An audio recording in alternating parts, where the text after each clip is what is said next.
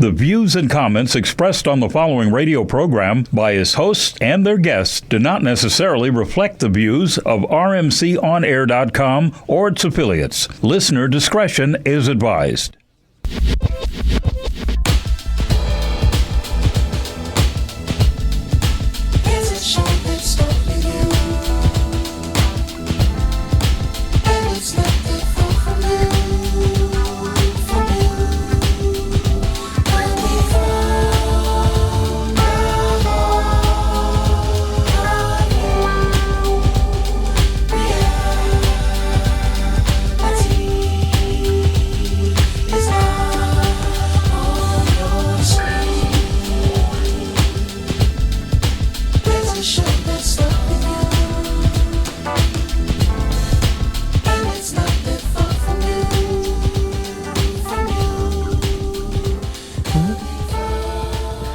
Ladies and gentlemen, special So What morning show on a Monday? Wow. Feels strange. Tuesday has such a vibe to it, but guess what? We're here today, special show, and I want to give out the number really quickly. It's 323-965-1600. I got some special guests in the building. Although we're missing some of our team, no Mark Goulston and Jeff Brown. I don't know if Jeff Brown is going to make it or not. He may. And we have some other people in studio right now. I want to welcome everybody for tuning in to this. I think I hit everybody up on Twitter and Facebook and let you guys know that we're live right now. So it's pretty fun to do it on a Monday. We originally started on Mondays and then switched to Tuesdays, but this is only a one-time thing. So enjoy it. And I also want to tell people how to stay in contact with me. A lot of people have been emailing me, and I want to thank everybody. Thousands of views, man. Last week's show and the week before, thousands and thousands and thousands of views on YouTube. We really, really appreciate the love. Keep spreading the word. This is how you stay in contact with me, though. Text ZO, Z-O, to 90210. It's just that simple. You put ZO in the message portion, like you writing a message, ZO, right? And then in the number portion, you put 90210.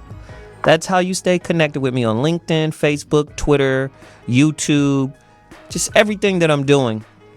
And what's amazing is I just struck a deal with some folk. We about to do some really fly ZO What t-shirts and some of my quotes, and it's going to be crazy. I think that's awesome. The book is still being edited. Don't think I've forgotten about that. So the book is coming. It's crazy. It is universal. It is revolutionary in my, because I've seen a lot. Watch, I'm going to talk to you about that in my book review section. But my relationship dismount, how to stick the landing when breaking up with someone, is an incredible work, man. I know I shouldn't be pulling my own chain like that, but Jesus, I took a totally different kind of perspective and angle to breaking up. But before I get into the guests and who's here and what we're going to be talking about today, which is a great topic, very important for a lot of young black folk to understand in today's climate, I'm going to go through my book selections. So, book number 1. This is a great book. It's a little heady in terms of its how it's written, its language, its verbiage is a little heady, but esoteric even. But it's deep, it's powerful, and if you want a better understanding of relationships, I think this is a great book to get. It's a New York Times bestseller. It's called Soulmates, Honoring the Mysteries of Love and Relationships by Thomas Moore. Also, Thomas Moore is the author of Care of the Soul. When I tell you this is a very rich and textured and layered book, very, very powerful, Soulmates, you got to check it out. It's a very, very deep book, and I think it will add to your understanding of relationships. And, relationships, like I always tell my son, relationships is the only class you never graduate from. So you should pick and choose a very wise time when to enroll in that school, because once you get in, you're never going to graduate from that school. You're never going to get out of it. So another great book. That one was Soulmates, but another great book, when I was a Muslim, I studied Islam for many, many years back in the day, and I practiced seriously from the age of 17 to about, I would say, from the age of 17 to about 28, 29, right? And I was really on this health, and Islam has a way of just stripping down all of the excesses out of you. And this book right here I picked up while I was studying Islam. It's called The Tao of a Balanced Diet: Secrets of a Thin and Healthy Body by Dr. Stephen T. Chang. Very, very, very deep and incredible book. Heavy, heavy book. A lot of people say I run through these books too quickly. I'm sorry. Please check out this book. Go get it. The Tao of a Balanced Diet. Great book, great work. Now, I have no prejudice towards any religion, although I will go in on religious folk who are, condescending and arrogant and disrespectful to people who may not, agree with their beliefs. But I have no disrespect for them. I say that to preface you for this book because although it comes from a Christian perspective, there's still a lot of jewels in this book, a lot of powerful, positive jewels in this book. The book is called Boundaries in Marriage, right? Understanding the Choices That Make or Break Loving Relationships by Dr. Henry Cloud and Dr. John Townsend. And the book is powerful because, and we talked about this on the show before when we were talking about how a lot of times people get in a relationship unconsciously to separate from the beliefs of their parents. Me and my DJ was just talking about this, where his woman, I'm not going to put him all the way out there, but his woman made a stand against some oppressive, old school, bunk ass beliefs that her mom had or that her people have. And I think creating boundaries that says, this is our relationship. These are the rules by which we engage, you and I, this dyadic, giving and taking between you and I. Now, although our relationship is the nucleus of a bigger network of relationships, our relationship is governed by its own rules. And although we're in a network of relationships, each relationship outside of our own has its own rules and we must respect them. It's almost like a blended family situation, right? Where, your stepdad may have different rules than your mom's house. But what makes peace is that the rules at your stepdad's house and the rules at your mom's house apply in each spot. You see what I'm saying? So you can't go to your stepdad's house knowing your mother said you can't have A, B, C, and D and then go to stepdad's house and get A, B, C, and D. Right? So it's like, no. The rules over there, the peace treaty that we have to abide by is that, you can't have that over here either.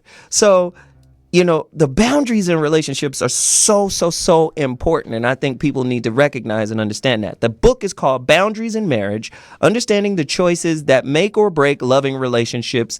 You got to check it out. And it's a very powerful book. This is the hardcover version of it, right? This is a dope book. But what makes it even better, it's not just a book that says, read me, I have these philosophies or I have these ideas you should follow. No, it's a book that also comes with a workbook. That's what I like. There's some workable, practices that you can now implement. Because I do believe that a relationship, right? It's a sacred union between two souls. And whatever the people that come together and agree on, right? That's what creates the foundation and the boundaries in that relationships. And we have to make sure that, we're not reliving somebody's mistakes. A lot of times when we get that advice from somebody else, it's coming from a space of hurt. It's coming from a space of frustration. It's coming from a space of misunderstanding. So we'll take their rules because they want to live vicariously through our relationship. So it's important that we have these boundaries.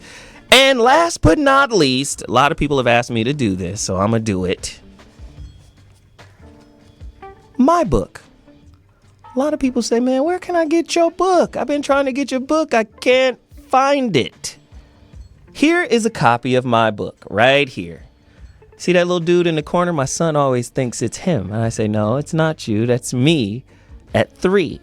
The book is called The Rebirth of Seeds. Why? It's just a metaphor basically saying, if I knew what I know now when I was 3, I'd be a cold piece of work. The rebirth of seeds. If I could rebirth myself with what I've gained, I'd be a cold piece of work. People want to know how you get it. I'll tell you how you get it.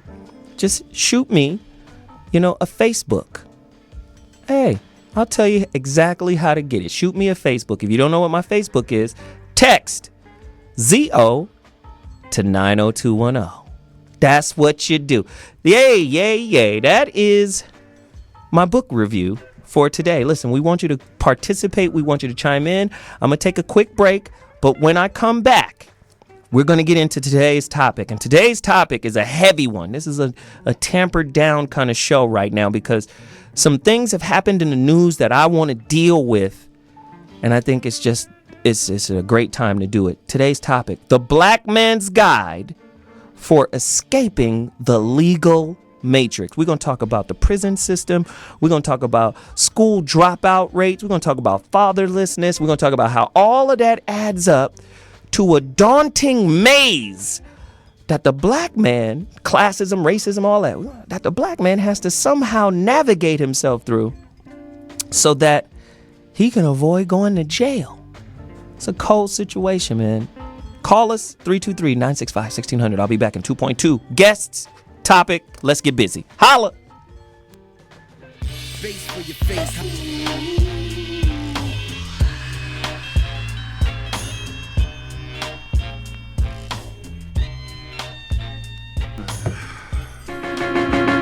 Ladies and gentlemen, So What Morning, special Monday edition. Back in the building.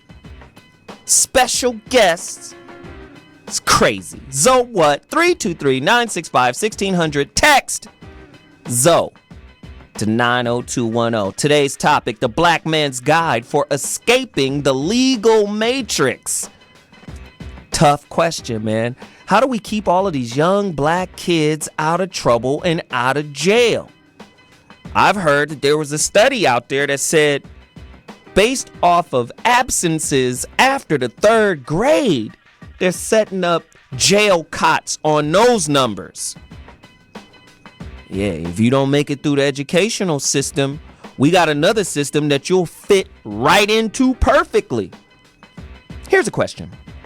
Call me too, 323-965-1600. That is 323-965-1600. Why is the incarceration rate so high for Latinos and blacks as opposed to whites, Asians, and others? Tough question. Do you see the future for young black men as it relates to the incarceration rates? Do you see it getting better? Do you ever see the black incarceration rates going down? Do you think in our lifetime we'll see an incarceration rate of white males that's higher than black men? I'm just asking. I know some of this stuff seems fanciful, but I'm just asking. 323-965-1600. Right? How does the epidemic of just rampant incarceration, high recidivation rates, how does this affect the black family, the immediate family, the community, and the nation as a whole? And here's a very tough one. Why are so many young black males having such a hard time avoiding legal woes and incarceration? Doesn't it seem, and I heard Johnny Mac say this once before, Johnny Mac is the resident lawyer because He's been to prison 684,000 times. He's a good friend of mine, though, and he's made a wonderful life for himself outside of his criminal activities. But he's our resident authority. And Johnny Mack he told me once, once you get in a system, it's just really hard to get out of it. How do we get out? How do we break free from this type of existence? Well, without further ado, I'm going to introduce one of my guests to talk about it. We're going to talk about a few things, but he tells me that he's a master of law. And not the kind of law like LA law or, not the Hollywood law, but like some real, I think the term is how to get remedies. Now, let me just be honest really quickly. I've seen a bunch of people on this patriotism movement. A lot of the Tea Party people are on that too, right? So there's this subculture in American society that's like, nah, this ain't the real law. There's some different law. It's not the law that your lawyer is representing you with. It's like some real law that you're supposed to know as a citizen so you can navigate the waters of this community, right? I mean, I'm confused, but I got somebody here who's going to talk about it and break down some information. The brother's name is Yusuf L.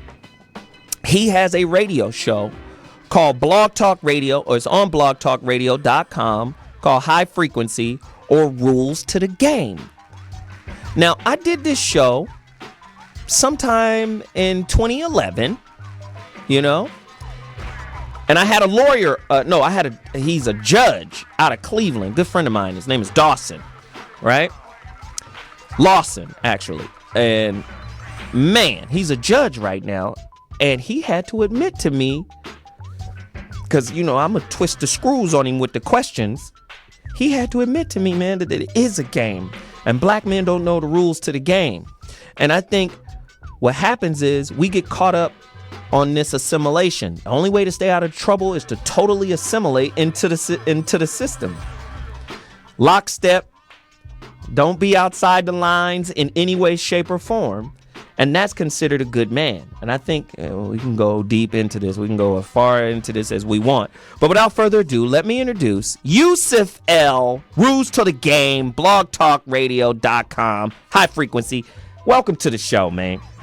Thanks. So thanks for having me on, man. What's going on? Man, can you talk to me about what's happening in the black community with regards to black men just seemingly being a magnet for trouble and legal woes? I mean, what is that? Well, we were talking a little bit, during the break, and I was sitting back thinking, I was saying, how am I going to approach this? Because I know you're going to hit me with some challenging questions it's about this whole thing. Man. It's what I do. I got to do it. So I thought about it, and I thought I'd start out this way. Thomas Jefferson, who's one of the so-called founders of this country, made a very good statement that I think that applies here. It says, those who hope to be both ignorant and free are hoping for something that never has been and never will be. Wow. So I think where it starts off, first of all, is, okay, you got to obviously have some knowledge, okay? You're not going to get away from that. So one of the things is we're going to have to get back into our young people this love for education, because there's really no quick answer. There's no bullet. There's no silver bullet for this, okay? And people, they've come to me and asked me for that. It requires a little history. You have to expand your vocabulary a little bit. You got to have something about you that you want to improve yourself. But when you say knowledge, are we talking knowledge from the college, from high school? What kind of knowledge are you talking about specifically? Okay, good question. Okay, on my show, I always drop 4 rules. There's only 4 rules to this game, and that's going to tie into what you just said. And my 4 rules are this. The number 1 rule is that there is no money in our society. The country's bankrupt. Everything that's going on in the country is related to that bankruptcy.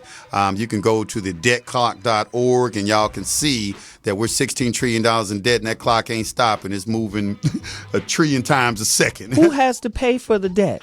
We pay for it. Okay, we're responsible for that. And we pay for it in more ways than we realize. And one of the ways we pay our debt to society is by being placed in prison. Now, number two, which is what ties into what you said about the education. We have a public and we have a private, and they do not mix. They don't ever mix them. Don't you ever mix them. We have a public education system and we have a private education system. And public education is to create public servants or public employees. The public serves the private. That's why they're called public servants. Now, the education that you get on the public side is going to be diametrically opposed to the education you receive on the private side. The private side education is far more superior than the public education that you get. Now, for the layman who's listening to you, are you saying public schools are not as good as private schools? Are you saying private school education, or are you talking about a separate education? I used to hear it like this in the public school. There is a school within the school. There is a curriculum within the curriculum. And they made a separation, and you could see certain students that would excel differently because of the different kind of education they were getting, even at a public school. Is it that, or are you talking about some type of secret knowledge?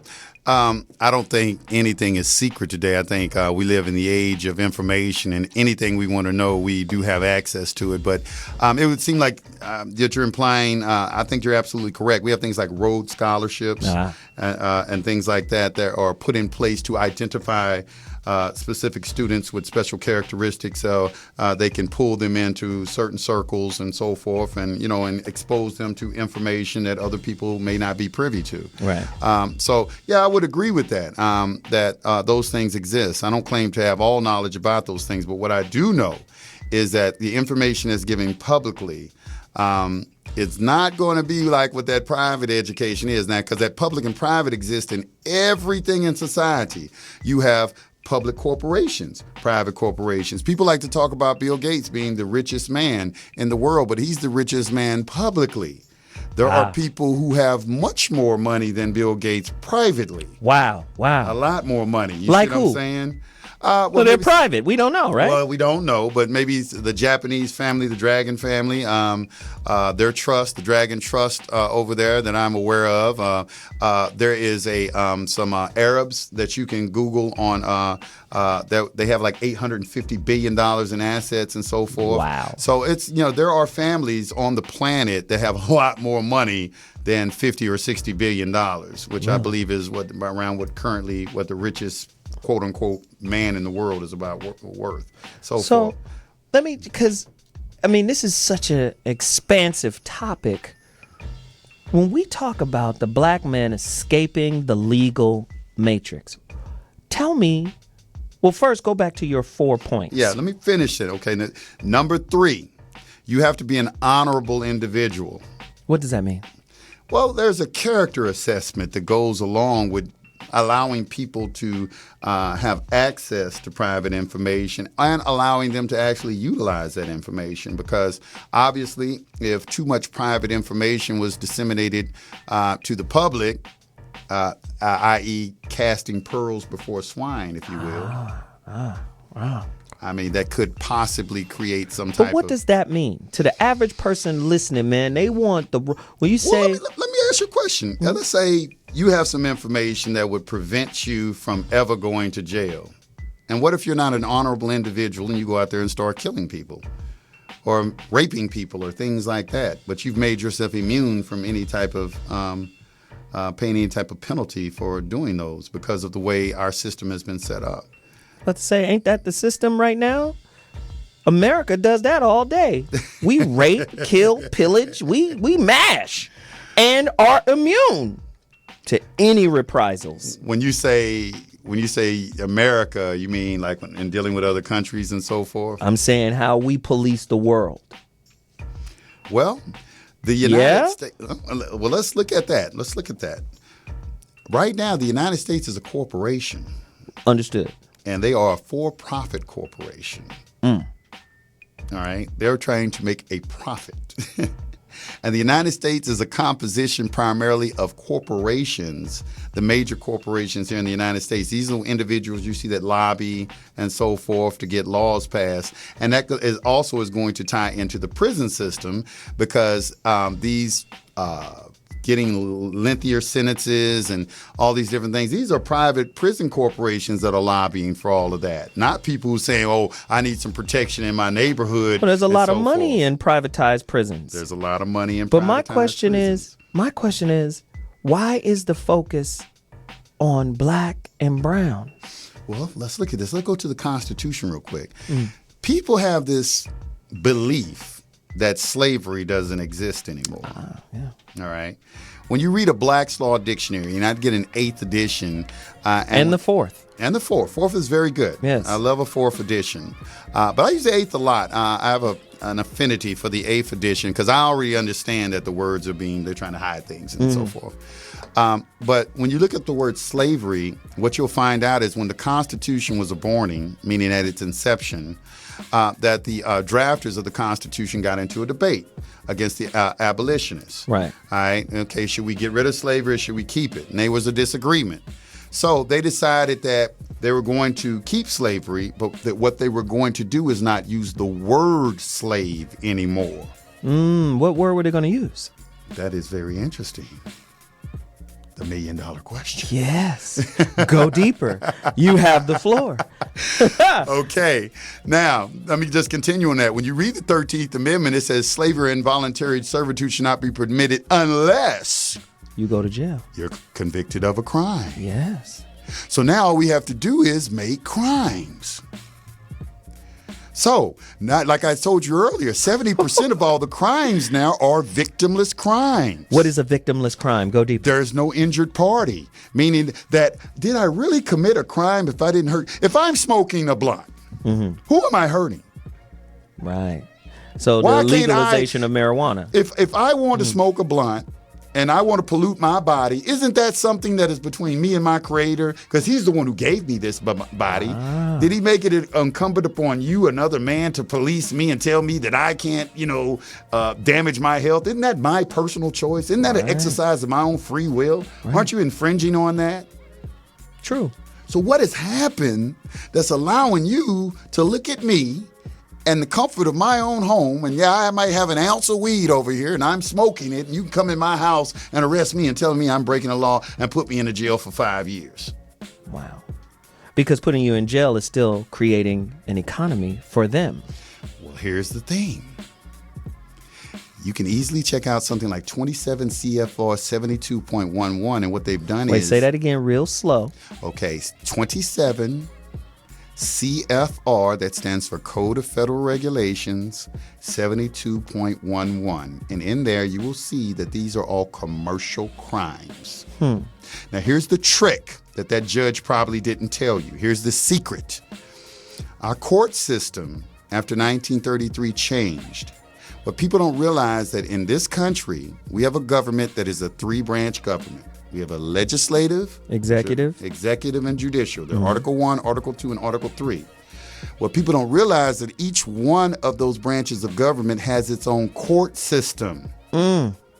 Under Article 1, Section 8, Clause 9 of the Constitution, you will see that the legislature can constitute tribunals that are inferior to the Supreme Court. Which means? Which means this is that their prime directive is to regulate commerce. Wow.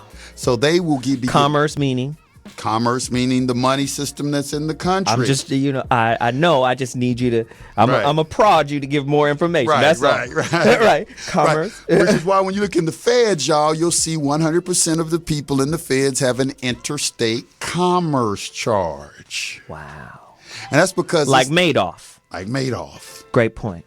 Now, that's because it ain't necessarily that you selling dope. It's just that you selling dope without a license and then using Federal Reserve notes that don't belong to you. Right. Using these people private money. They didn't give you permission. If you're going to use their money, they got the right to tell you how you can use it. But you can't be using their Federal Reserve notes and you didn't go get no license from them to use it the way that they want you to use it. Wow. Now, they got this thing called a minimum contact provision. It's called minimum contacts. All you attorneys out there, y'all know what I'm talking about. And what that means is they looking at what type of things are you engaged in that will allow them to deem you as someone who they can bring under their jurisdiction because you're looked at as doing business. And that's because you got you a birth certificate, driver's license, marriage license, social security number, school matriculation number, and you're using Federal Reserve notes. Well, they're looking at all these things and say, well, hey, you acting like you a merchant. You're doing business. You're doing business. With all of the apparatus we've set up. Exactly. They set it up like a monopoly board. Now, the game Monopoly came out in 1936, and it's an exact replica of what is going on today. I hope you know that. Go back to 1933. What happened in 1933 that really was the domino effect that set all of these things in play? What happened? Well, without going beyond that to 1913, when you had the Federal Reserve Act, we can start in 1933. Actually, that was the Great Depression. And the president at that time, newly elected President Franklin Delano Roosevelt, the country was in chaos, and, they were taking farms. And y'all don't know, them farmers trying to hang them judges back then, too. I don't know if y'all know that or not. But he instituted the New Deal. And a lot of people may have heard this in school, but just gloss over it. The New Deal. See, that's like public. See, here's the difference between public education and the private education. Right. When you go in American history and public education, Franklin Delano Roosevelt, the New Deal saved the country, and he got about 2 pages in your book, and he keep it moving. But what happened? Tell him. Well, what happened was that's when you started getting all these agencies because the country went bankrupt. And the creditors. The banking system, right? The banking system took over your Federal Reserve, which is not a governmental entity. It is a private bank, and they are an arm of the International Monetary Fund. These are the richest private people in the world. Can you speak a little on what is it? The island that they had the private meeting on? Oh, that's Jekyll Island. Yeah. Okay, they had a meeting in Georgia. I just want you to go ahead and finish. Go ahead. On Jekyll Island, when they decided how they were going to put all this thing together. But in 1933, our court system changed. You can check out the Erie versus Tompkins decision. They will not allow you to use any citations of authority after 1938 because when your court system changed, everything went commercial. And all these administrative agencies came into play because the country is bankrupt. So now they are administering the bankruptcy that the United States is in. And how they are extracting, now only 49% of the people pay income taxes. So they have to extract the rest of that from us some kind of way, and that's what these statutes, codes, rules, and regulations are. It comes from something called the statute merchant, all right, which when you look in your Black's Law Dictionary, that's when somebody could pledge their body for the payment of a debt. So what they're doing, these bonds that you have, these statutes are actually bonds of record. In other words, each one of these statutes have a value associated with it. So let's say like you get caught with possession with the intent to distribute. Okay. An OZ. Yeah, you was rolling and you had some baggies in the car. Right. You had the baggies and everything, The whole get down. I don't know why y'all roll like that in the first place. When they see the baggies in a whole bunch of different ways, they go, oh, you selling, Right. You know what I'm saying? Go ahead. So you got the possession with the intent to distribute. Now to them, that has a value associated with it. So they create a bond. The clerk issues a bond on that. All right. And they say you owe a debt, and they're using admiralty. Now, when you study admiralty, it's about debt collection.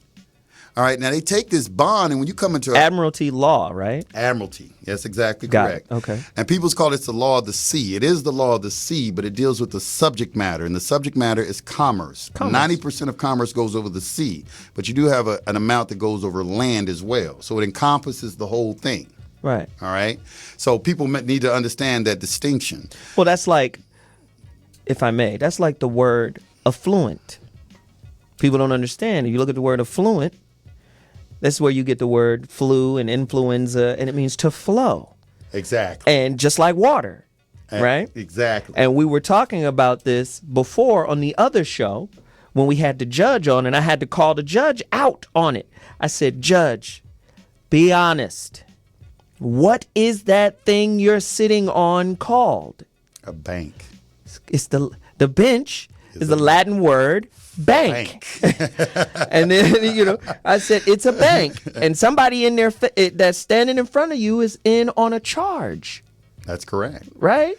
And I told him the bank is like the banks of a river that controls the current or currency of the flow of the river. And that's what it is. This is why I always tell my son, I say, listen, man, money is lubricant for living. It makes things flow. Now, who you are as a person will be accentuated by how you spend your money. Right? That's all money does. Money doesn't make you who you are. It just lubricates you and your flow and your transit through life. If you don't have any, you'll see everything come to a screeching halt. That's right. That's right. But in terms of, the judge sitting on a bank, right? It is a bank. Go deeper into that. It is a bank. There's something out there called the Court Registry Investment System, and people may not be aware of that. All the courts invest. All the money that comes to the court goes to that, and that's tied into the Treasury Department. And they cash all their warrants. A warrant is a check that they cash at the Treasury Department. Wow. And the IRS, of course, is the accounting arm for the Treasury Department. But every time you go into a court, it's a tax case. On a criminal case, it's taxes. And you're being charged something. And then they give you a bill of indictment. And if you can't pay, you're put in a cell. That's right. I'm just saying. And to pay your debt to society. Wow. So debt is the new slavery. Debt is slavery. When you look in the Bible, like how you said earlier, use the Bibles. Oh, I use the Bible. Well, the Bible has principles. You have to look at the principle behind everything. There's a principle. When you owe someone, you are enslaved to that particular person. Wow. So this is crazy. Listen, we're about to take a quick break. When I come back, call us 323-965-1600. This brother's dropping some heavy jewels. Special Zo What Morning Show edition, 323-965-1600. I'll be back in 2.2. Holla. Not to the big seat swing, definitely not to the big seat swing. I'll bring you out the cave and change how you behave. That KRS is vicious. Yeah. So What Morning Show, we back in the building. Let me just say this really quickly, man. We appreciate to have our DJ back in the building. DJ, Mr. Number Wonderful. Listen, we're about to do a relationship roundtable. DJ, Mr. Number Wonderful over there is setting it all up at this super fly art gallery in Santa Monica, March 16th. If you're in the Los Angeles area, I'm telling you, it's going to be recalculation. It's going to be fire and brimstone. It's going to be cold. It's a mixer. People get to come and meet, mingle. It's a relationship roundtable. We're going to have serious discussion. It's going to be maybe a little wine tasting, a little cheese, wine and cheese. Even. It's going to be real classy, real fly, high end. Zo What? We're going to have a red carpet, the whole 9 yards. Dr. Mark Goulston will be there. Jeff Brown will be there. Margot Hudson will be there. Kabibi Springs will be there. DJ Mr. Number Wonderful will be there. I'm going to be there. Everybody's going to be in the building. I urge you to come, participate. It's going to be a lot of fly people allowed to get down, man. But let me get back to our topic. The Black Man's Guide to Escaping the Legal Matrix. You hear me and Corey Holcomb talk about it. You hear me rant about it. And I'm going to be honest, man. I get blown away, man. Just emotional, man. When I just take a step back and look at the plight of our culture. And I'm talking about African Americans here in America. Man, I'm disheartened. I'm saddened because we've been through so much. We've done a lot. We've accomplished a lot. But what hurts me is that this is a system, and a lot of people think it's just about black people. They don't understand. They don't understand. To go back to some of the things that you were talking about earlier, I was talking to a 67-year-old man at a Starbucks 2 days ago. I'm just in there chilling, and the dude just saw me and was like, yo, let me holler at you. You know how old people do. Right. No, I need to holler at you. He don't know me, but I need to holler at you. Right. Hold tight. I'm finna get this Frappuccino hook up real quick, and then I'm gonna come holler at you. Like you know you. Like he knew me his whole life. And dude just pulled up a seat and was like, check this out, young brother. I know you a young brother because I'm looking at you. You young. You ain't nowhere near old as me, so ain't a lot of feedback you can give me right now. I just want you to sit tight and listen. And then he sat down and broke down some things. He said, man, I love President Obama. He said, man, I'm from Mississippi, homeboy. I'm 67 years old. I love our president. He said, I voted for him twice. And if he could run for a third time, I'd be right there, the first in line. He said, man, I came from a situation where I marched with Martin Luther King and them. He said, I was a teenager when that happened. I was marching. He said, man, but the way we are today, man, is in such a bad way. And I'm thinking to myself, God loves me. The universe loves me because I might be feeling down on myself. And then an angel, old angel man, 67, say, hey, no, you sit there. Don't you move. Sit there. I'll be right back. Right. I'm going to get this coffee hook up and I'm going to come holler at you. Right. He was like, man, Barack Obama doesn't support the sisters. I said, what are you talking about? I said, you got a wonderful wife. I mean, he said, dude, remember a few years ago, the sister with the agricultural situation? She was the president, or she was running the agricultural situation. Right. I was like, yeah. He was like, somebody said she did something and the president came out and got on her head. Like, nah, whoop, whoop, whoop. You shouldn't have did that. Then it was found out that they lied and they made a mistake. Then he had to come back to her and apologize and re-offer her job. But by that time, she was like, nah, I'm good. I don't want to know more. I retired. Forgot the sister's name. All my fans out there are well-read. They know. Y'all find it, y'all let me know. Then he talked about the sister that Obama picked to be the Secretary of State. Smart sister, last name Rice. Not Condoleezza. Smart sister. Bad. Intelligent. Whew. You know? Hey. Republicans jumped on her, ripped her to pieces. He backed off of her. Instead of fighting for her. Like, hell nah. I said she's the one. Right? Right. He was upset about that. Now, that was just one of the jewels he gave me. The other jewel he gave me, he said, dude, the black community is broken down because we are only respecters. Now, listen to this. This was cold. He said, we're only respecters of the rich and famous. He said, we'll back OJ because we know OJ. We remember OJ running through the Pioneer Chicken commercial. We remember OJ in the Hertz commercial. OJ was a hero. We'll back a hero. We'll back somebody who's reached a certain level of notoriety. We'll back Michael Jackson. Michael Jackson didn't touch no kids. What you talking about? Michael Jackson's a little kid himself. We'll back all the way the one of notoriety. He said, but we will compete with, pull down, degrade, undermine, sabotage the one that ain't known, the one who lives next door. He said, we are, because I asked him, I said, do you think black people are the most unforgiving people on planet Earth? He said, we are. He said, but we're only unforgiving of those that are at the same class as we are. Those that are above us get a pass from us. Told me to pieces. I was like, damn, I needed these jewels. I needed to get this information. The reason why I outlined and put that out there is because of what happened with Hadiya Pendleton, the young sister that was murdered, who performed at the president's inauguration. This is why I say, people, it's a class issue. This country is built on class, right? There's a grade of education that you get. A higher grade, a mid-level grade, and a low grade, right? And just like the gas. Some niggas is running on premium information, and some people running on regular.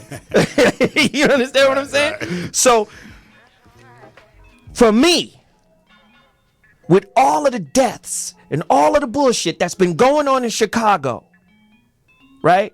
Right. Very little media coverage. But you'll get some media outlets that'll say, damn, more deaths in Chicago than the Afghanistan war. But no response from the White House. You only get a response when it hits close to home. Oh, the young lady that performed here, she got killed. And I say, God bless the parents, and I know this is a tough situation. But every death in a president's hometown should matter. Every single one. And not just your hometown, but hometowns across America.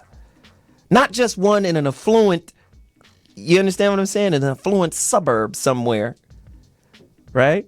Where that private sector you talked about has a stronghold.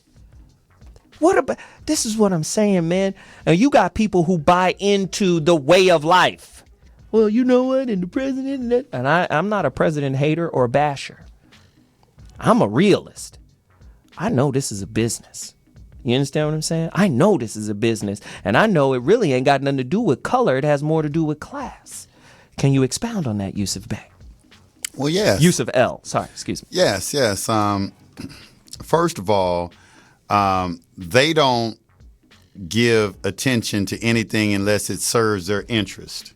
Because, of course, they're in control of the media. The media, and everything about the media. And everyone is not necessarily important or valuable like we would like to think. Back in the day, a wise man once told me, what are you doing to leave an impression in the world?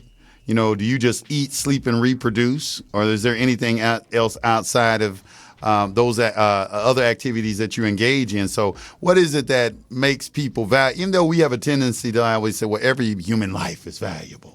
And that's true. But you have individuals out there who do not think like you think. They look at people as commodities, as human resources. And this death, in my opinion... Is that any different than Hitler? He looked at people as cattle.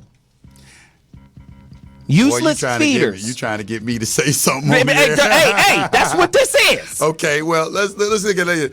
That's what this is. Hitler singled out a certain group of people, right, who have now taken over the world and are responsible for the monetary system that is in place that is oppressing the entire world. Interesting. Go deeper. I'm just wondering, did somebody know something I didn't know? But see, here's the point that I'm making. This is the point that I'm trying to make to you, brother.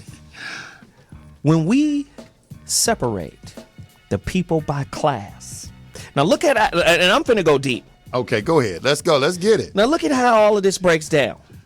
Right, because a few weeks ago I went on a tangent about, and I want you on mic too. A few weeks ago I went on a tangent, right, about a brother whom I respect. I don't know this brother personally, but I respect him because he has jewels. That brother is Les Brown. Okay. Right?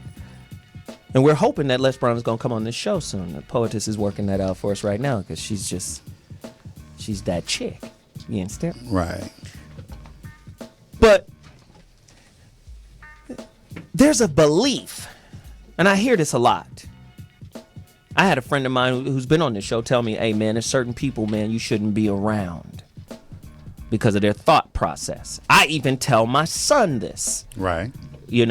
But I give my son the jewel that I think is missing when other people hand it out. The other people do it this way. If they don't think like you, get away from them. Right? Right. If they not about nothing, get away. Right. What that makes is a mercenary mind. That makes a critical and judgmental mind, in my opinion. And you have it everywhere. Whether it's a Scientologist belief, oh, that person is a suppressor, get away from them. That person is resistant to good information, move away from them. That person is negative, they're evil. That's a Scientology perspective. A Christian perspective might be, that person is unequally yoked because they don't share our belief. What I'm telling, the jewel that I add is this. How you think organically pulls the people to you anyway. And even if you had the power to extricate all of the negative people from your life, if you don't have an objective view of yourself, you're not going to be able to remove the negativity in your own perspective. So a lot of the people you're bringing in, and everybody you're bringing in, is coming with a lesson. So it's going to be kind of impossible to say, let me pick and choose the right people to be around me. You can only do that as it pertains to an endeavor. If you're trying to become a real estate mogul, then pull in real estate people. But on a spiritual level, you can't pick and choose which lesson you're going to get. Well, no, but the spirit precedes the physical and the mental precedes the spiritual. I think it's all predicated off of what your goals are. It's like, I like how, in very simple terms, Robert Kiyosaki put one time, he said, take the 5 people that you hang around the most and average out their incomes, and that's how much money you make. And in the Bible, it'll say something like bad association spoils useful habits. So you have all these different ways that people put it. But the thing is, okay, what is your goal? What do you want out of life? But what I'm saying is the goal is finite. Most people make the goal infinite. The goal is finite. This is why I say all the time, and you can disagree with this if you like. I say this all the time. What you have is just a reflection of who you are and not the other way around. That's correct. It's just most people are made by what they've accumulated. But what I mean is, when you were talking about people coming into our lives and there being a lesson for you, well, when a person comes into your life, that's a reflection of something that is in you. Indeed. So if you can exhibit the awareness and understanding to see that, you can change yourself, because you have an exercise of will where you can change your habits, you can change your conditions. You have the power to change who you are. Right. There we are in agreement. Right? But it's about self-reflection. It's about evaluating the reflections that are returning to you, as opposed to labeling and judging the person that is coming to you. I agree with that. And that's what happens when you give a jewel, right, to people that don't know what the jewel is, and the person that's handing them the jewel doesn't know how to explain the jewel they're giving. Does that make sense? It makes sense. So again, to take it the way it's given, and I'm speaking of the jewel, pick and choose the people that are around you. Right. To take it the way it's normally given, it increases judgment. First off, an imbalanced mind cannot judge accurately a soul or a spiritual experience that has something to give to you. Most people are judging it based off of the agenda that they're after. Well, this person can give me what I want. Okay, and then once you get what you want, you find that you're not fulfilled because you're after something as opposed to the sum total. I also would like to say that it's spiritual, because anything that you're after that's physical, it doesn't have permanence. It's temporary. That's my point. And it's a direct result of some type of spiritual activity. So the quest should always be something that's spiritual, some type of spiritual development. This is my point. Robert Kiyosaki is using spiritual principles for the accumulation of physical things. Exactly. So again, people miss the point of it. It is a spiritual axiom. There's nothing you can think that won't draw a concomitant experience to you. Correct. So, and what we were talking earlier about the young men in Chicago. So, is that the answer, to start teaching them spiritual principles and make them realize that, hey, all of this, because on my show, I'm real heavy with responsibility. Yes. Responsibility. You are responsible. No one else is responsible for anything that's happening in your life but you. But in effect, we are teaching, and this is what I'm doing. I'm with this young brother. His name is Ice Life. Ice Life is a artist, spoken word artist, poet, author, teacher, educator. Dude is cold-blooded. I've known him, I met him when he was 19. He just turned 30. Right. He and I are co-facilitating a class at a high school here, just right down the street from my son's high school. Those kids in that class can't graduate unless they get 5 credits. They sent them to us. We teaching them life skills. We're teaching them spiritual jewels, not just academic. It is a co-partnership with the academic branch, but then there's a life class branch that we're teaching. I like that. I'm teaching relationship. I'm teaching accountability, responsibility. It's almost like here is the manual for being you based off of what I've been able to glean. Now, this is just one facet in the diamond of life. All of those facets haven't been revealed to you yet, but this is what I got out of my facet. And what you're talking about is character building. And like I said, one of my 4 rules, and I didn't get to the 4th rule, but the 3rd rule was being in honor, staying in honor at all costs, being an honorable individual. And there's a character assessment that goes with being able to exercise remedies to extricate yourself from this legal matrix, as you said. So, and that's the part of the development. You have to get yourself, your character developed, understand who you are, understand to how to live in accord with nature. Because that's the big thing. It's the further you get away from nature, the more problems you're going to have. The closer you are to nature, the more harmonious your life is going to be. But what I see is cats, I just see an assimilated bunch. The more assimilated you are, the less trouble you're in. Followers. And what happens is we can't have a Malcolm X or a Muhammad Ali in today's climate. Whoa. They have educated, conditioned the stand-up testicular fortitude that Malcolm X, my man Farrakhan speaks of. They've educated that out of black men. And they've made standing up and protesting for things that aren't right.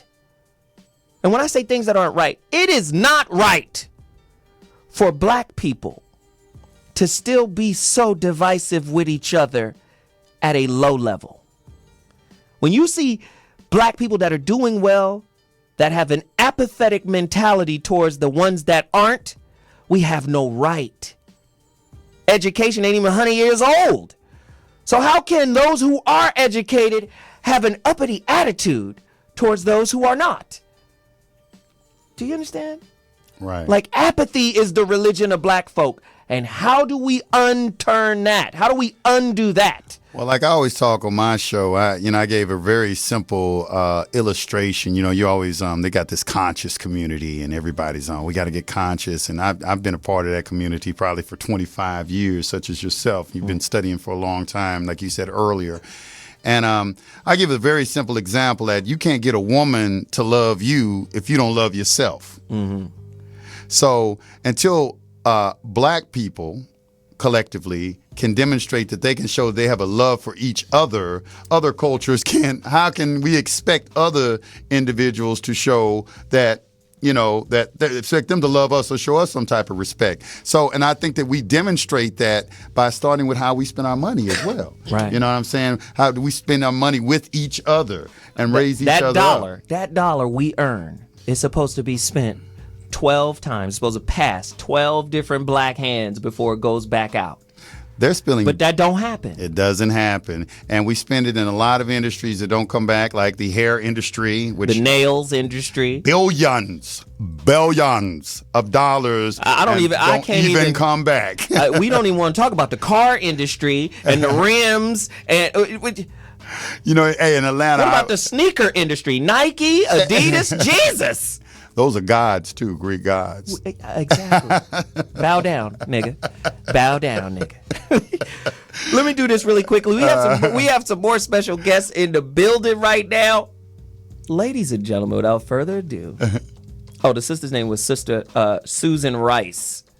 And Shirley Sherrod was the Secretary of Agriculture that Obama didn't back and then had to backtrack after it found out that she was telling the truth. No, this is what we're talking about. Poetess had a point. We might have to bring Poetess on too. My cousin is back in the building. Herb Simmons. Herbie, say hello to the folk. How you doing, everybody out there in radio land? Good morning. Right. And of course, without further ado, the rawest, the realest, the most ratchet relationship guru I've ever known. Six is back in the building. Six, welcome to the show. Hi, Zoe. Hey, girl. Shit, man. You gonna talk some more shit today?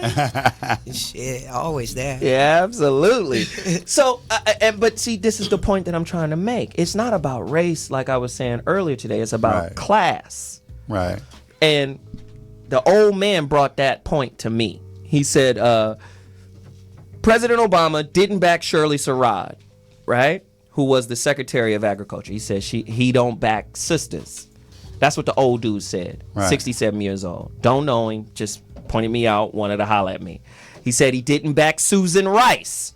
Once the Republicans came and attacked Susan Rice, didn't back her. Yeah, but let me say this. But to bring the whole point home, we were talking about how it took this tragedy of Hadia Pendleton to be murdered.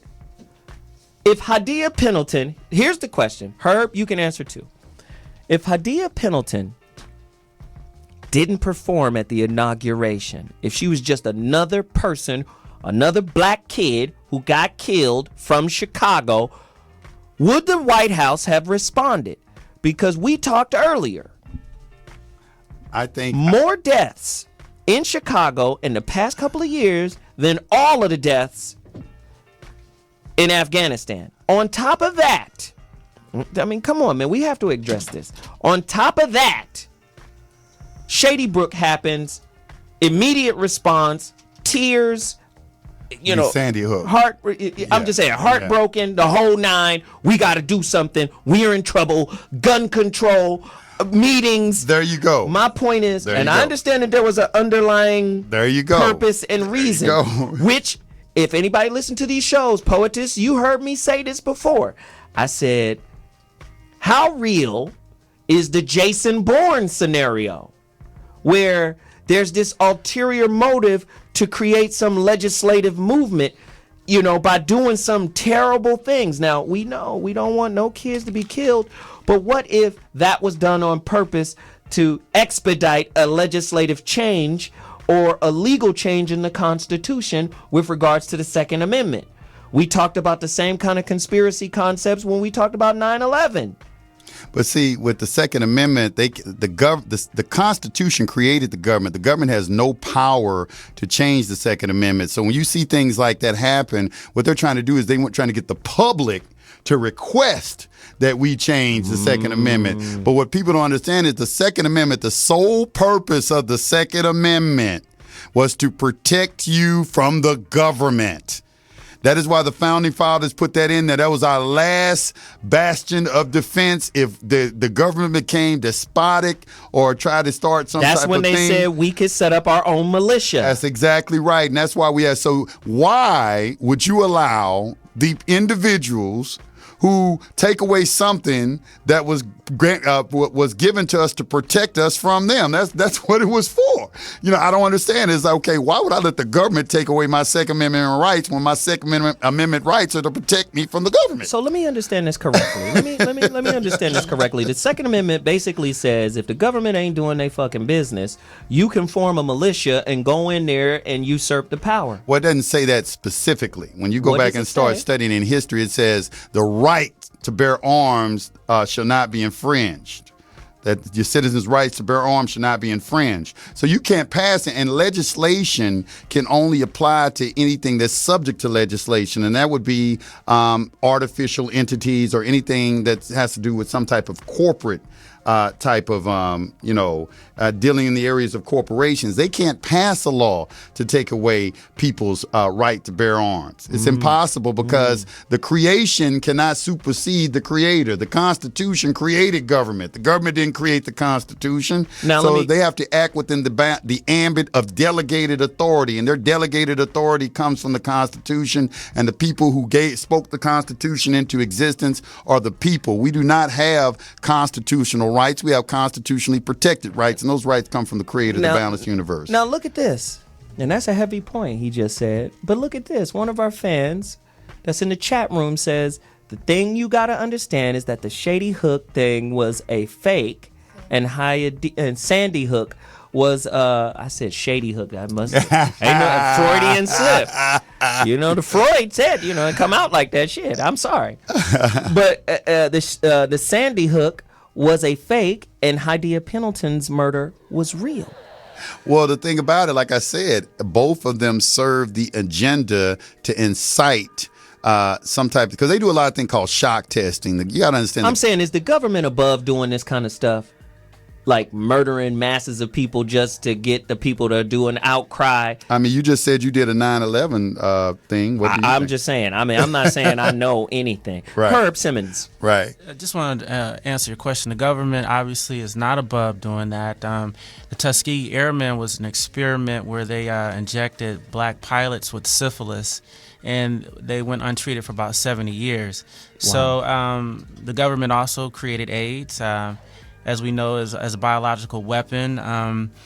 Is that true?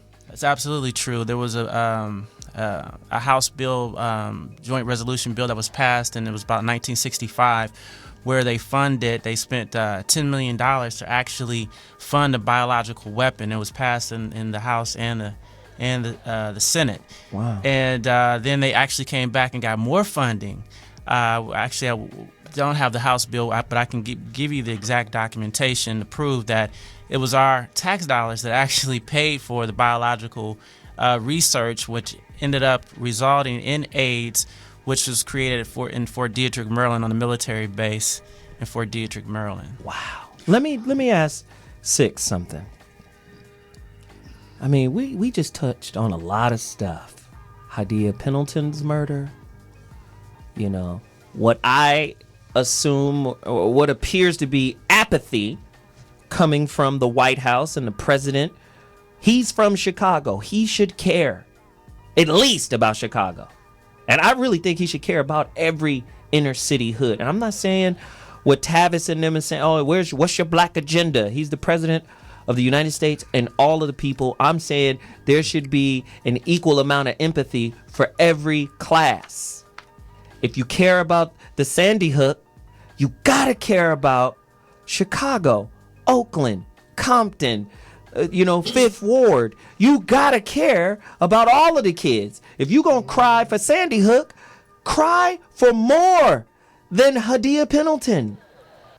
But It shouldn't take a Hadiya Pendleton. So my question to you is, with all of these extenuating circumstances that's happening in the black community, tell me how a black woman can navigate through all of this negativity to be able to still honor and respect her man. What are the things she has to do to turn her relationship around with him? Well, for one, Because we sick. I need help. I need help, Six.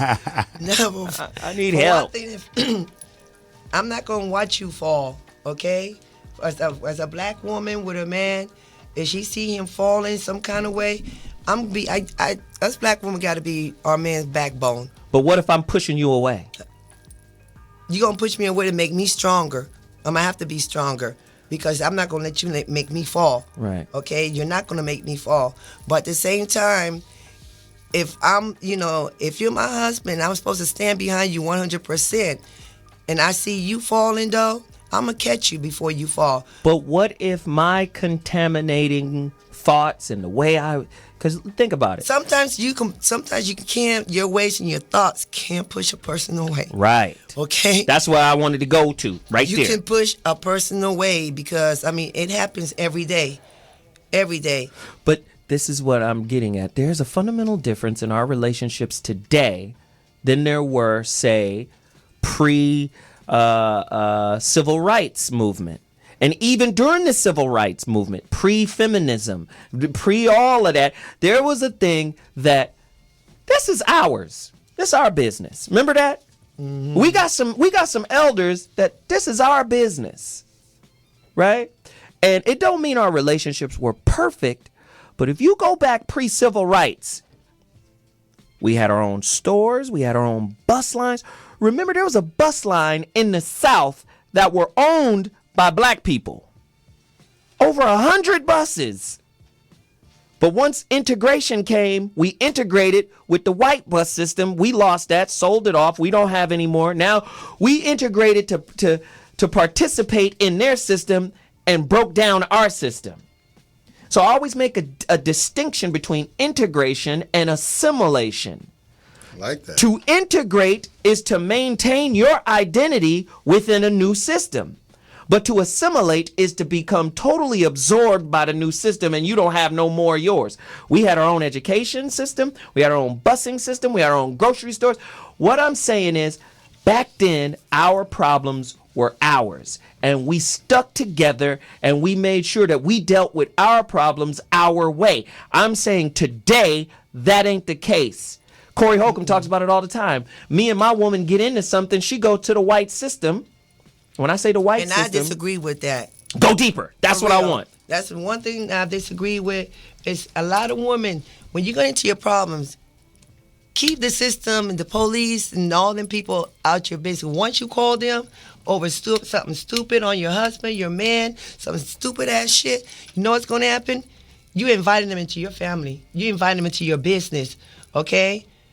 You invited them. It don't have to, and then the women's like with the child supports and, and all the other bullshit that they be doing.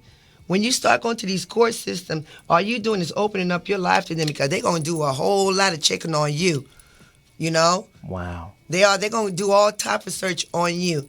And then the thing is about it, the white men love to see us black women put our black men away. Seriously. Now, we talked about the They numbers. love when you we call just the talked about police the on numbers. these black men. And the women are the one doing it stupidly. Stupid things. I'm now, like... But this doesn't exonerate the black man because sometimes the black man simply ain't shit. Yeah, but that's what I was about to say.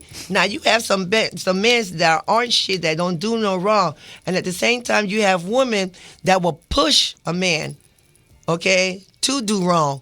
Wow. Herb Simmons, go deeper. Very important point. This is good shit. Go ahead, Six. You mad?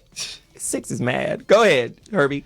The reason we did not get respect from the White House or from other groups is because we simply failed to love ourselves. We simply failed to respect ourselves, but yet we're always looking to get respect from somebody else.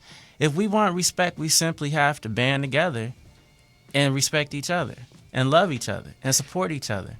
It's not hard. It's very simple. We got to put away the TV. We got to get back to making loving music instead of music that unfortunately doesn't promote love. We have to. It starts within us, within ourselves, to make that decision.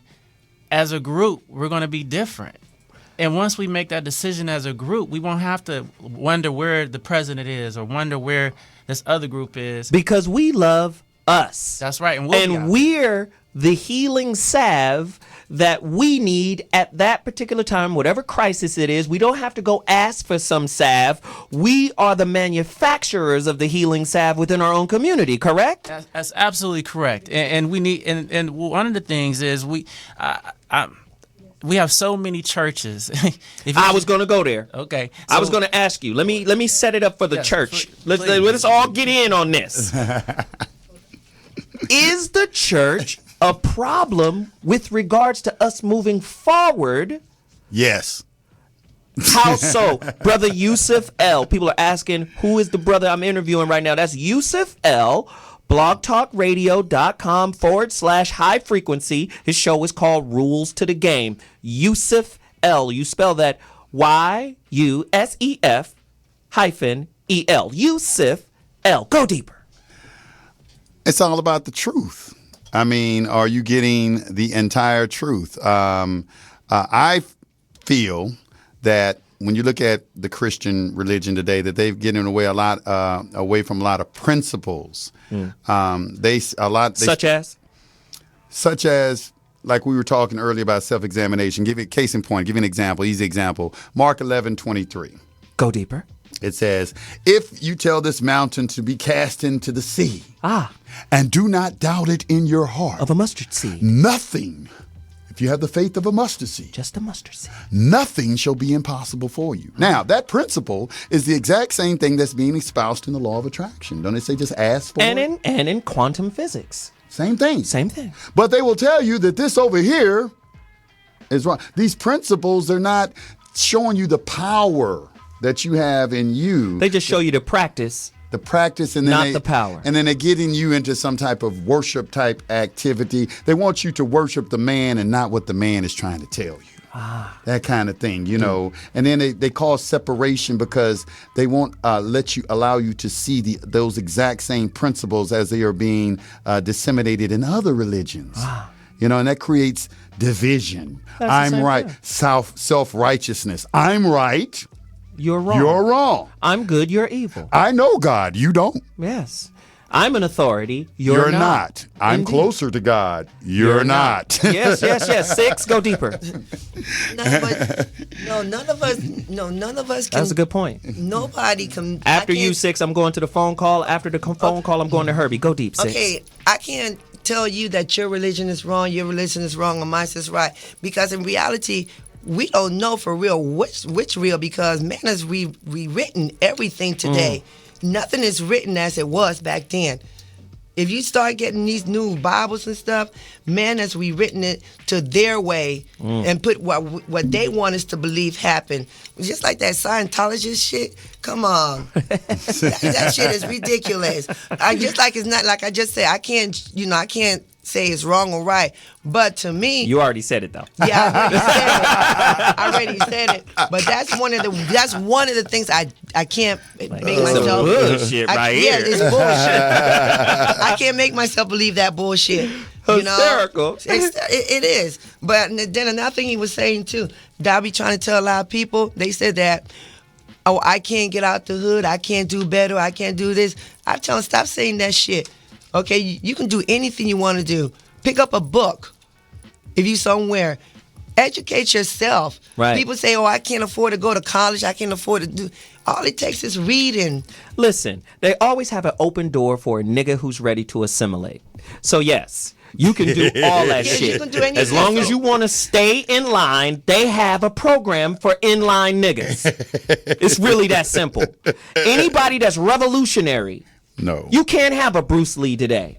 No. Bruce Lee was revolutionary. You know Right. what? Fuck all of the karate and kung fu. I'm going to create some whole other shit that's going to be so advanced, it's going to be crazy. We don't have space for, like I said, a Muhammad Ali. You know what? Fuck your rules. I'm not going to fight. Right. We don't have a space for a Malcolm X. Because guess what? That's now labeled under a rebellious, angry black man. That's correct. And I said this before, our president has to operate in a way that no other president has ever had to operate. He has to operate in fear of being labeled the angry black man. So now any form of stand-up-titude, like, oh, hell nah. Any form of hell nah is considered, oh, he's out of pocket. Nah, guess what? Hell nah is who we are. We can be that without being negative or bad. Hell nah is who we are. What happens in your relationships when you can no longer tolerate some things your partner is doing? You find a moment of hell nah and you stand up to it. Our president can't even do that without fear of being labeled an angry black man. Tell me I'm wrong. 323-965-1600. Caller, you're on. Hello. Hey. Hi. Hello, who is this? Hi, this is Nikia from Baltimore. Nikia from Baltimore. What's cracking? Nothing much. I was actually listening to the show. Ah. And let me take my headphones off because I'm getting some backseat here. The reason why I was calling is because I wanted to say that you talked about jewels and you talked about a simulation. And there's a problem where I think that we need to recognize that we evolve as people. And now we're in an information technology. And one of the jewels that we lack in our community is information. Yes, go deeper. Say, for instance, let's go back to the Susan Rice thing, because that kind of struck a nerve with me. Now, I'm into politics. I don't just watch, just the regular shows, but I would say in Obama's defense, what people don't realize is Susan Rice was never his pick for Secretary of State. Ah, go deeper. So if anybody watched politics, John Kerry and Obama were hand in hand for the latter part of his presidency. That was always his pick. John Kerry. Susan Rice, right. Susan Rice was who the Republicans chose as an attack. But that was just a diversion. And on the same token, President Obama did defend Susan Rice. So the I old watched man it was with wrong. my own eyes. Good. You see what I'm saying? So the problem is, I think as a people, what we have to do is learn how to play on their playing field. There's nothing wrong with having education. The problem in having education is not reaching beyond education and learning about your own self and combining those two. That's great. So now we have to learn to play a different game. And you're right, the angry black man may not go over as well today. But then there is a way to deal with people when you know how to play their game and bring your rules into it. That's good stuff. She's talking about private, see? The private versus See, the... that's the public. Yes, You have yes. a public This is why we- education and a private education. And this is why... Right. And this is you why have to have both. And I mean, like for me, I grew up in a very conscious household, but at the same time, I had that education. So if I walk into a place, I know how to read them and take what I need from myself to play their game and push my agenda. And that's what we have to learn and start doing, because the time for, physical revolution is a little bit different. We have to learn how to fight them on paper as well as in, the public arenas where we may do our stands for whatever reason, but at the same time, we have to know how to work it into their system. And you know what? She brings up a great point. And you know what? Stay on if you like. She brings up a great point. Playing their game. But my question is, and this is to the caller too, how can we play their game? If we don't know the rules to the game. Not only without knowing the rules, but how can you play their game without loss of self? Well, you don't lose yourself. If you know who you are what you know. So if you have a strong set of who you are as a person, if you know who you are as a people, and that's our major problem. As a people, we still do not connect to who we are. Wow. That's good stuff. Caller, great point. Thank you for reaching out. We appreciate the call. 323-965-1600. Yusuf L., speak on it. Well, I'd like to ride off what she said, knowing who you are, but you have to know who you are into relation of government. The government is a fiction of law. All right. What does that mean? What that means? The word legal fiction means an assumption that something is true, even though it may be untrue, made especially in judicial reasoning to alter how a legal rule operates. It is a corporation. It is a construct of the mind. Everything on the public is dealing with public servants. So if you are not working for the government, if you are not a clerk this, judge that, mayor this, president that, secretary this, whatever, attorney this, that's not your playing field. That's not the playing field that you need to be on. The playing field for the public is for public servants. The playing field for the private, if you're a private citizen, all right, you need to know the playing field for the private, okay, and what the rules to that are. And that's how you stay in your lane, and then you interact with the government properly. The private people have more power than public servants. They are public servants.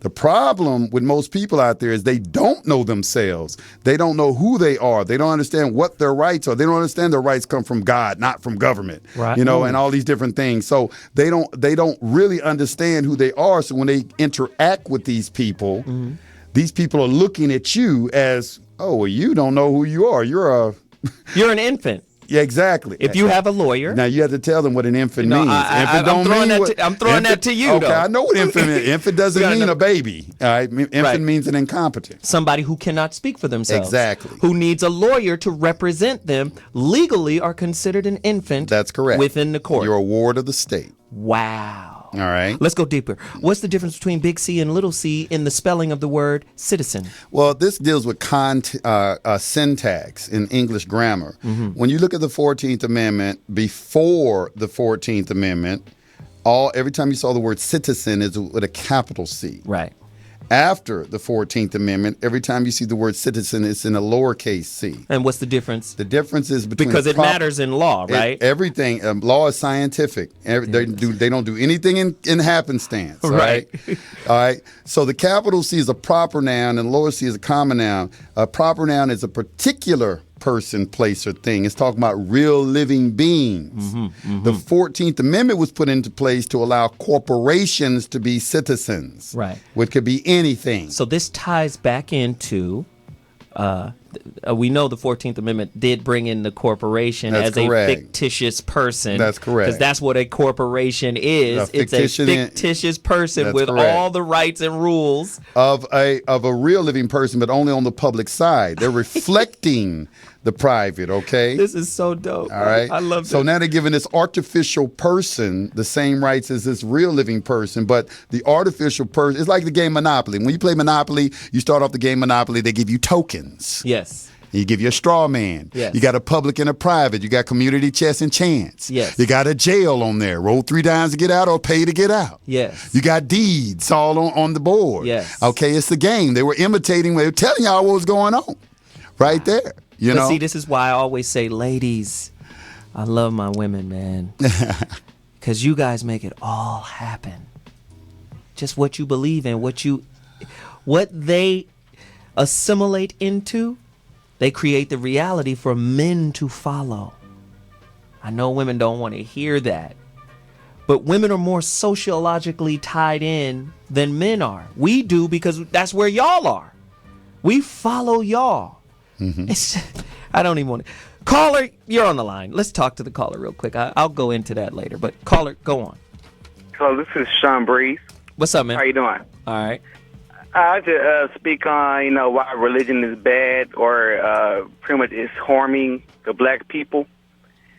It's because what religion, specifically Christianity, it pretty much teaches us to just pray and not do anything. All you see people on like Facebook, Twitter, whatever, they have an issue, and all you see in the reply is pray about it. But what about the action? And I think that's pretty much harming our community. Oh, you know what? I think that's a great point to bring up, and I appreciate you sharing it, and thank you for the call. All right. But I would like to go a little deeper. I think prayer is power. I do too. I think too. it is too. I fuck with prayer all day in America. Prayer works. To me, that's power. And prayer However, does work. and prayer is an action. However, what I think religion does to people, it burdens us with an unremittingly aggressive self-hate through guilt. Religion just burdens us with guilt. Oh, that was wrong, or that was stupid. I shouldn't have did this. Is this a sin? Is this wrong? Oh my God, I should pray and ask for forgiveness. To me, especially if you're Catholic, anybody who studied Catholicism understands that Catholicism, under the weight of guilt, anybody that's a Catholic will tell you guilt is built into their religion. That's just damn. You ask for 12 Hail Marys and shit is cool. Let me go confess because I'm guilty of what I've done for being a human, guilty of my body, guilty of what I said. Let me go get some confession. And no disrespect to Catholicism. I'm just saying, to me, guilt is a hindrance to the other side of the coin of guilt. And you know what the other side of coin of guilt is? What is that? It's forgiveness. But you can't get to forgiveness if you're constantly guilty. Well, I was going to expand on that because when you read Mark 11:23, it goes on to say that before you come to prayer, if you have something against your brother, go to him and get forgiveness and then come to prayer, because you're absolutely correct. When you're guilty and you ask for something, deep down inside, you don't think you deserve it because you haven't forgiven yourself. Wow. And you know what's even bigger, though? Dr. Mark Goulston, who made the point in terms of forgiveness when he says the person who seeks forgiveness is more relationship quality than the person who refuses to forgive. Most people don't understand that. You don't understand that the calamities in your life, through relationship, through whatever, is designed to help you matriculate on a soul level. That's good. That's what it's designed for. Conflict, hurt, trauma, pain. But what ultimately happens is I broke this down in another show. One end of the bridge is trauma. The other end of the bridge is forgiveness. In the middle of the bridge, or from trauma to the middle of the bridge, you have neuroses. What is the neurosis? The trauma creates a type of behavior to help you manage and cope with the pain of the trauma. And that neurosis actually builds a protective wall around the wound. And that wall prevents you from matriculating to the other side of the bridge where forgiveness is. You cannot forgive or be forgiven unless you've been hurt. So trauma is part and parcel connected to forgiveness. Our people are the most unforgiving amongst our own class. But we'll make an excuse for OJ. OJ didn't do it. So, but you know, we don't know if OJ did, but we'll back OJ because he's reached a certain status. We status lovers. Go deeper. No, one thing I wanted to say about because I know through me, when I've learned was to let go and forgive a person, to me, it was like a big load off my shoulder because I walked around for so many years not forgiving this person and just hating them. And it got to the point for me to go on with my life, I had to actually tell this person, I forgive you, and I had to move on. But the person that I had to forgive, it was hard because it was my mother's husband. Wow. And it was, and it sometimes depends on who it is you can hold on to a hatred towards a person for years. Right. But at the same time, you holding up on your life. You holding back on you. But you know what? Some people don't even take it as serious as we putting it. Some people just like, whatever. No, and they move on to the next situation. No, but down the line, sooner or later, that whatever you said, when you don't have remorse, when you do certain things, you don't have remorse, down the line, as you get older, you're going to sit back and you're going to think about it. And you're going to be like, damn, I did that? Right. That was fucked up. And the reason why we're bouncing back and forth from law and relationship is because the way we interface with the laws ultimately affect our relationships. How we teach these kids, our relationship from man to boy, our relationship from mother to daughter, our relationship to our religious beliefs, all matriculate back down to our relationship between man and woman. Herbie, go, and then Yusuf L. Herbie. Cousin, you just touched on a very interesting point. I don't know if you realize that you are both Jesus and you're Satan at the same time. Oh, Jesus. Go deeper. Where are we at? We're in Bizarro world. I need help. Help me understand what that means. What it means is that when you go outside to start your car, that Maserati sitting outside on 20, whatever. Yeah, when you go outside to start your car, if the positive and negative cable of the battery are not connected, your car is not going to start up. Indeed. So what I'm saying is that you need both the light and dark to truly get power. This is a concept that I've pondered on and prayed on. And basically, what I'm saying is that you are Jesus, you are God, but you are also Satan at the same time. And because you cannot have power if you don't have both of these in you. So you have good in you and you have bad in you. Yin and yang, polarity. Exactly. The law of polarity. And so what religion has done is religion has divided what I like to refer to as two brothers. They've divided Satan and Jesus, and it keeps you praying. What are you, a praying. Mormon? What are we doing? No. I just love the boundless creator of the universe. I got you. I just really what it is, you want answers. And in seeking answers, you realize that, wait a minute, you blamed, we blamed our whole lives, for instance. We blamed Satan for this and Satan for that, and the devil this, the devil that. But we never took the time to ask the devil a question: did he or she do it?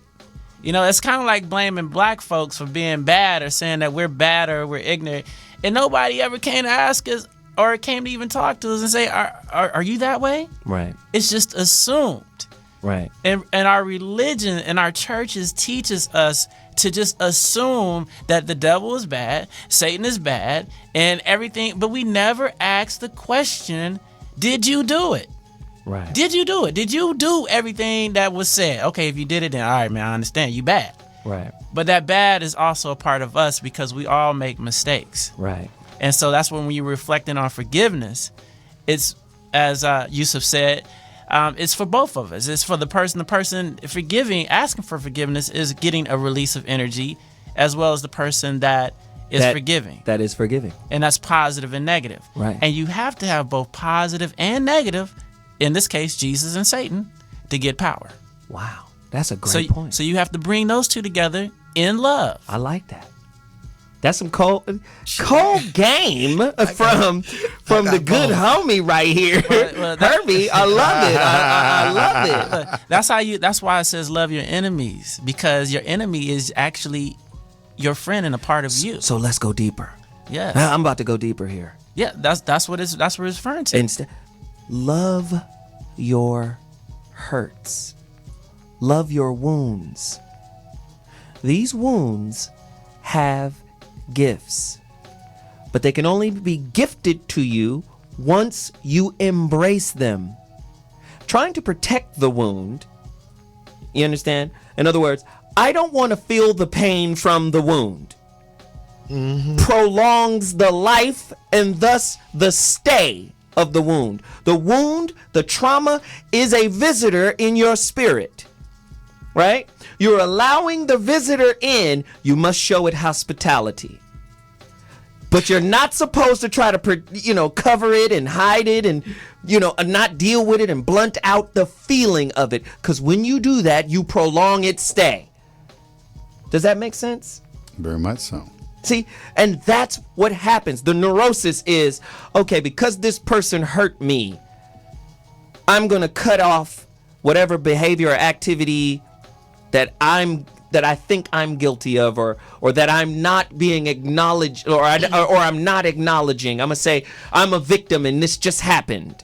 See, the dynamic of what we're talking about is rebuilding the psyche of a damaged people so they can be functioning citizens in a society where they wield so much power. 6? So, okay, I'm in a situation right now, believe it or not. Okay, my dude was cheating on me and all that, and, I found that. And the girl that he was cheating with, she actually called me and everything, and she came to my house. And I ain't gonna lie, I whipped her ass, and when I was doing it, I felt good. I felt good beating the shit out of her ass. But then after that, the next day, the little girl came and apologized. My nigga 40, the little girl 20 years old. He had no business being with her. That's a child.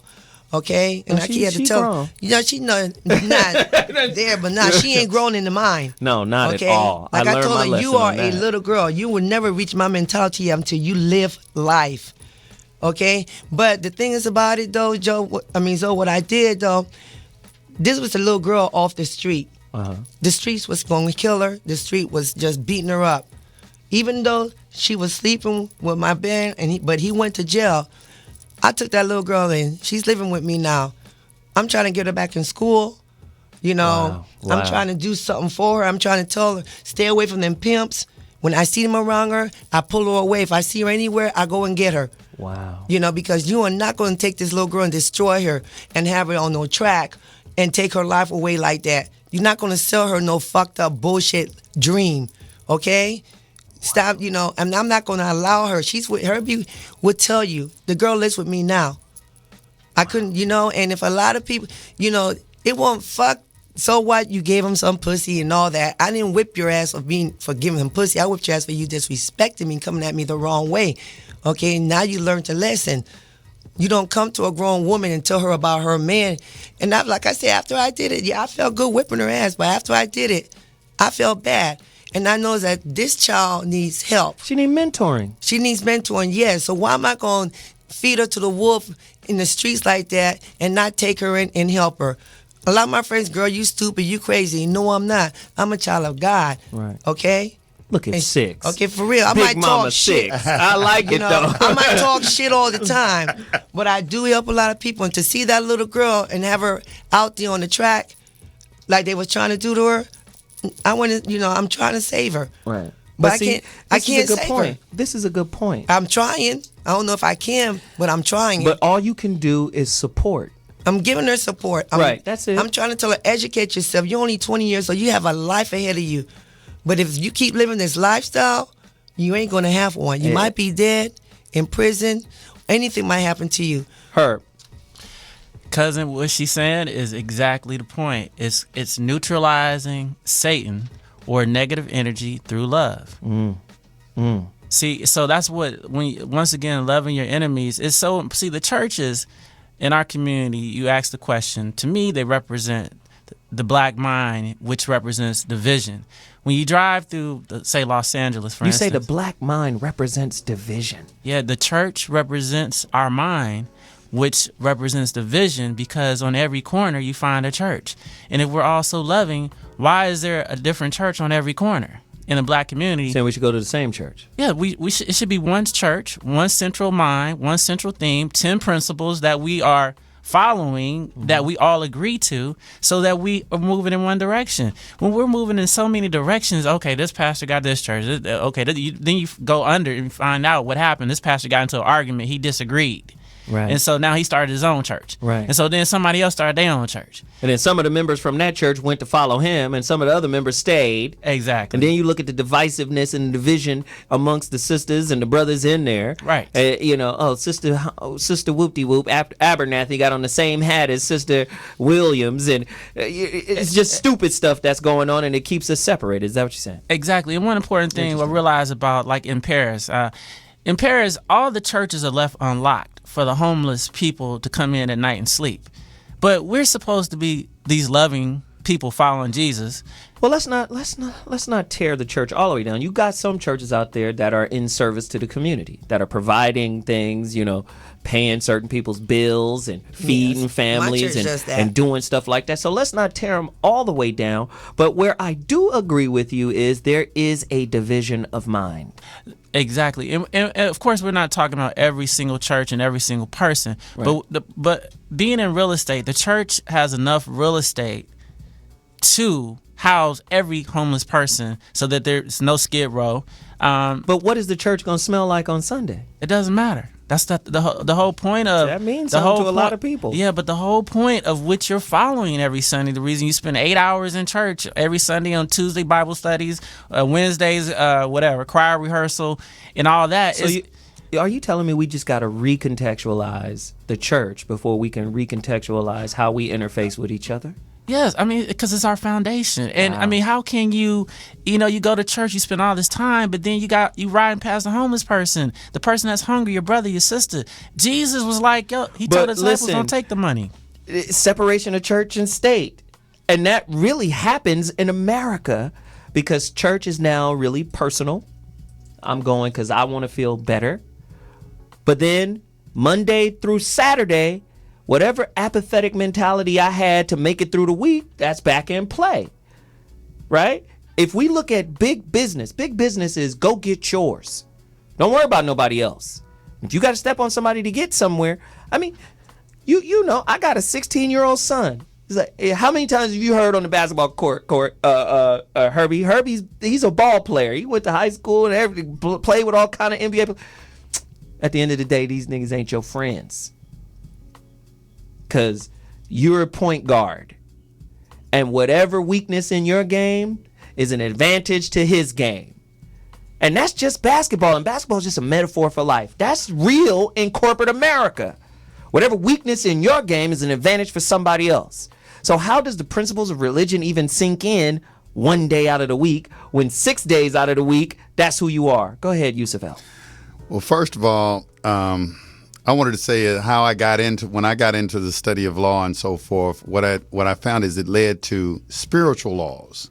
people may not recognize that everything in dealing with law has a spiritual foundation connected to it. That's why the judge has on a robe like a priest. What does the robe represent?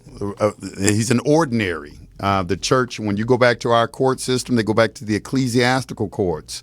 The church was the original adjudicators of matters between the citizens, and then it devolved. If you look at a court, it looks exactly like a church. It's set up like a church. You even have in some churches the flags, the admiralty flags, and so forth. You have a Bible that is brought in. When you put your hand on, you swear to tell the truth, the whole truth, and nothing but the truth, so help you God. All the judges are taking oaths to swear to God. When you're put in jail, the only book that they let you get in really is a Bible. They're giving you a book of law. So it's set on those spiritual principles. Now, when you deal with commercial law, when you talk about separation of church and state, commercial law has absolutely nothing to do with anything spiritual. It's totally devoid of any morality. Morality does not play any part in commerce like that. So, so when because you're dealing with fictions of law, you're dealing with artificial entities, corporations, and so forth. They have no place in there. Mm-hmm. And so I think, like I said, the young lady who called in earlier, when we talk about knowing who we are, when we discover who we are and we start demonstrating that we can live in accord, because one of the things that you always hear these people talk about common law, the common law, which is just another term for God's law. You heard this word common law marriage or something like that. Right. Well, to be living under the common law, you got to demonstrate compliance to those laws. So I agree with what Herb is saying. You have to show that you're living in accord with these principles that are being espoused in all of these religious texts. And I just don't ascribe just to the Bible, but all these religious texts that are talking about all over the world.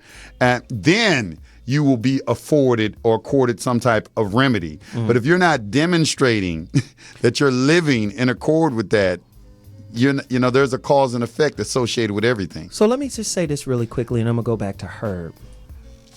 If we want any success or any peace or any fluidity in this system, should we just bow down and just assimilate into the statutes and rules and regulations that are already here? By no means am I saying that at all. You have a free will. What I'm saying is most people, if it's hard, I'm not doing it. And if it's easier to just fall in line, then I'm going to do that. Those who hope to be both ignorant and free are hoping for something that never has been and never will be. So if that is a choice. One of the rules of the game that they will never violate is free will. Wow. Herb? I think one of the most important points we have to understand is that if you want to understand how the master thinks, you have to think like a master, not a slave. So what I mean when I make that statement is we have a black president. So if we have a black president, I want to ask you this, cousin, do you think this country could survive without black men and women in it? And there's a reason. Okay, so of course not. So who's following who? Is it that we're following them, or is that they following us? Right. Because you put a black president in the White House after 200 years of white European leadership, it was not by accident. In fact, they were forced to put this black president in office. And if they're forced to put this black president in office to represent leadership of this country, then who are they really following? Right. And who are they really trying to keep complacent as the church keeps us very complacent? Wow. Let me just say thanks to the sister Nakia Bay who called in. She gave us great insight. And this is proof. Just because they old don't mean they know what they're talking about. She brought great information to the show, and I'm very appreciative of that. And it's just an example of what this show is about. It's a platform for you to reach out, talk, discuss, share, and go into what we don't understand about ourselves. Now, before I leave, I want the brother to just break down really quickly the difference between liberty and freedom. Liberties are granted to you. It's like when you have someone in the military, and you're on a ship. And when you come into port, you're given certain liberties. It's a passport. It's a passport. Freedom is something that was granted to you by the creator of the boundless universe. And this is how I do it, and this is how I'm going to wrap this show. To make it make sense in a relationship context, freedom is unconditional love, and liberty is diet love. This is what I call it. It's love with rules and parameters. Conditional. It's conditional. It's diet.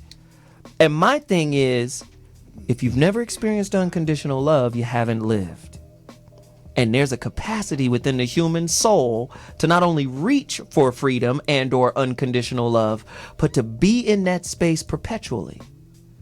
This is something that the government does not want you to experience. And when I say I'm speaking in a metaphoric sense, doesn't want you to experience freedom. What I mean by that is government. From the word governor, it means limiter. And it limits your ability to expand and grow and become whatever it is you want to be. You have to assimilate into their rules if you want to have any level of comfort. And there's a difference between comfort and freedom. Yo, this was a great show. I want to thank, I'm going to give everybody a chance to say what they need to say. I want to thank my brother Yusuf L. Really quickly, what's the name of your show? Where can they find you? It's on blogtalkradio.com/high frequency. Some people complain, I can't find it. But you could easily go into the search and put in rules to the game, and all of our shows will pop up. We are on every day, Monday through Friday, 8 a.m. to 11 a.m. Pacific Standard Time, and then from 11 a.m. to 2 a.m. Eastern Standard Time. Great points, man. I love you on the show. 6. Yes, Raw Talk with 6. Gangsta Crip ass 6, nigga. And I'm sponsored by how to get the maninyourdream.com. They love fucking with me.